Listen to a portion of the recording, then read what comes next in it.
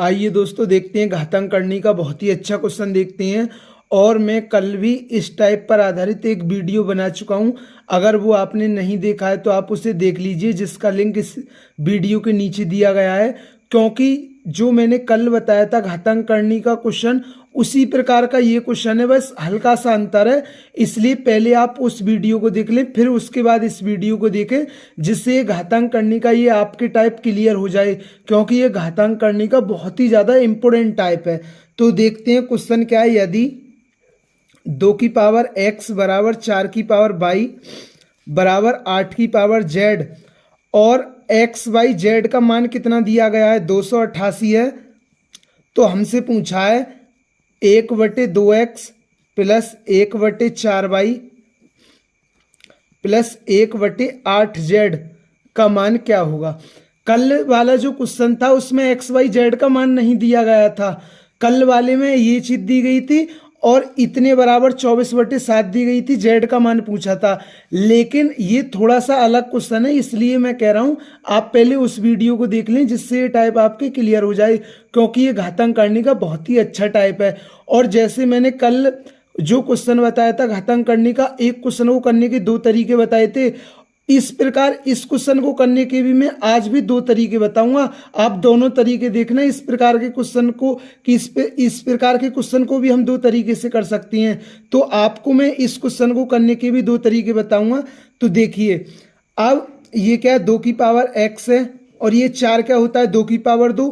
तो ये हो गया 2 की पावर y और ये क्या हो गया 2 की पावर 3z। क्योंकि 8 क्या होता है 2 की पावर 3। अब देखिए हमारे क्या आधार समान है ना। अब हमारे आधार समान है, जब हमारे आधार समान है तो हमारी घात भी क्या होंगी, वो भी बराबर होंगी। तो x बराबर 2y और बराबर कितना है 3z। तो x बराबर 2y भी हो सकता है, 3z भी हो सकता है, क्योंकि ये तीनों आपस में क्या है, बराबर है। अब देखिए, और मैंने बताया था इस क्वेश्चन को मैं 2 तरीके से बताऊंगा। तो पहले आप यहां से x और y का अनुपात ले लीजिए। तो x/y कितना आ गया, 2:1 आ गया।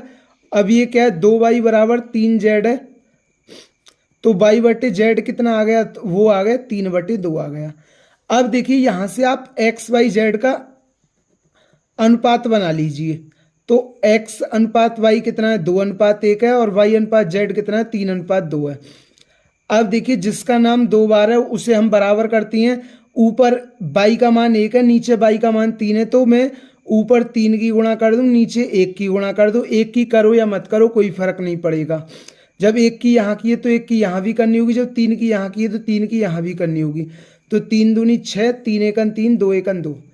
अब देखिए एक्स वाई जेड का अनुपात बन गया, कितना बन गया, 6:3:2। तो एक्स वाई जेड का अनुपात क्या बन गया, 6:3:2।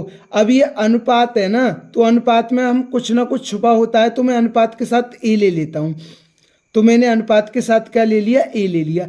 अब तीनों का हमें गुणनफल कितना दिया गया है, 288। अब देखिए तीनों, x का मान कितना है 6 है, y का मान कितना है 3a है और z का मान कितना है 2a है। अब इसे रख दीजिए। तो x का मान कितना है 6 है और y का मान कितना है 3a है और z का मान कितना है 2a है। और इन तीनों का गुणनफल कितना है, 288 है। अब देखिए इसे काट दीजिए। 6 चौके 24, 6 अड़ते 48, 3 दूनी 6 और 6 अड़ते 48। तो a गुणा a कितना होगा, a की पावर q बराबर 8। तो a का मान यहां से कितना आ गया, 2। तो a का मान यहां से कितना आ गया, 2। अब देखिए तो x का मान कितना आ गया, 6 दूनी 12 और y का मान 2 तिया 6 और z का मान 2 दूनी 4।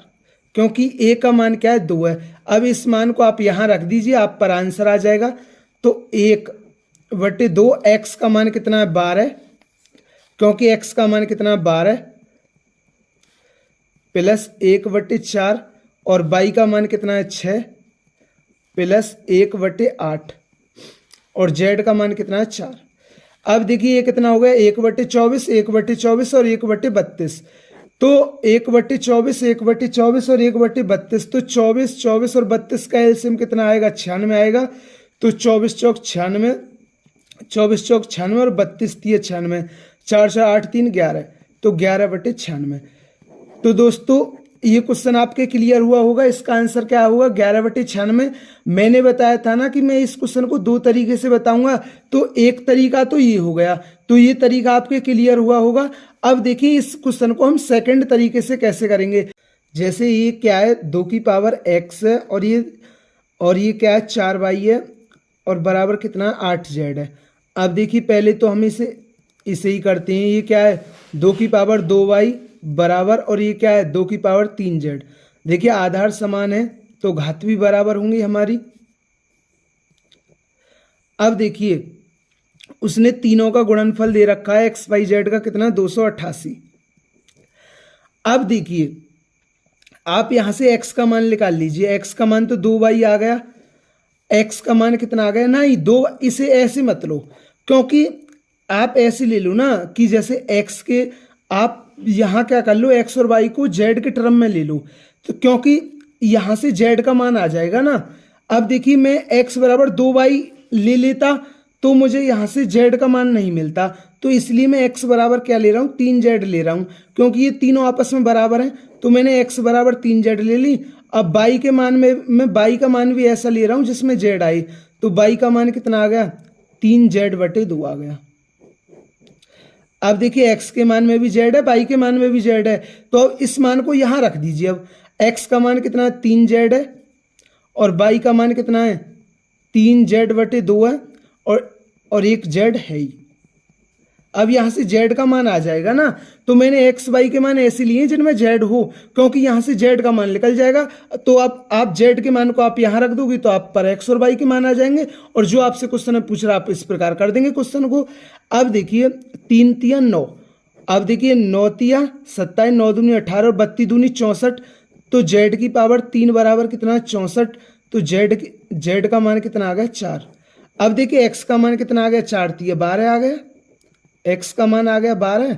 अब z के मान को 4 आप यहाँ रखोगे तो 2 दूनी 4, तो y का मान कितना आ गया 6 आ गया। अब देखिए आप x का मान आ गया, y का मान आ गया, z का मान आ गया। अब आपसे क्वेश्चन में कुछ भी पूछ ले, हमसे क्वेश्चन में पूछा 1/2x plus 1/4y plus 1/8z का मान क्या होगा 1/2। अब देखिए x का मान कितना है 12, तो 12 दूनी 24 और 1/4y है ना, तो y का मान कितना है 6, तो 6 चौके 24। 1/8z है, z का मान कितना 4, तो 8 चौक 32। अब देखिए एलसीएम कितना आ गया 96, 24 चौक 96, 24 चौक 96, 32 3 96, तो 4 8 3 11, तो आंसर क्या होगा 11/96। तो दोस्तों मैं उम्मीद करता हूँ ये घातांक करने का ये टाइप आपके क्लियर हुआ होगा। इस टाइप पर मैंने कल भी एक वीडियो बनाई थी, अगर वो वीडियो आपने नहीं देखी तो आप उसे देख लीजिए पहले, और फिर इसके बाद इस वीडियो को देखें, जिससे घातांक करने के ये टाइप आपके क्लियर हो जाए, क्योंकि ये घातांक करने का बहुत ही ज़्यादा इंपॉर्टेंट टाइप है। अगर दोस्तों वीडियो अच्छी लगी हो तो हमारे चैनल को सब्सक्राइब करना ना भूलें। थैंक यू दोस्तों।